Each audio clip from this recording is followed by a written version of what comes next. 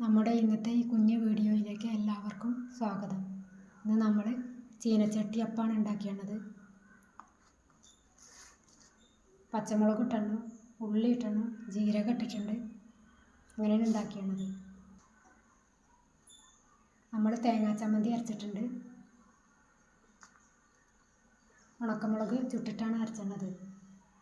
കറിവേപ്പിൻ്റെ ഇല ഇട്ടു, പുളി ഇട്ടു, ഇഞ്ചി ഇട്ടു, അങ്ങനെയാണ് അരച്ചത്. ഇതിലേക്ക് കുറച്ച് എടുക്കല്ലേ ചമ്മന്തി.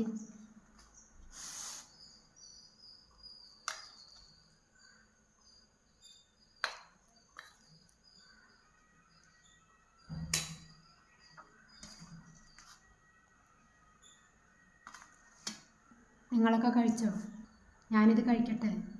നമ്മുടെ ഇന്നത്തെ വീഡിയോ ഇഷ്ടപ്പെട്ടിട്ടുണ്ടെങ്കിൽ ഒന്ന് സബ്സ്ക്രൈബ് ചെയ്യണം, ലൈക്ക് അടിക്കണം, ഷെയറും ചെയ്യണേ.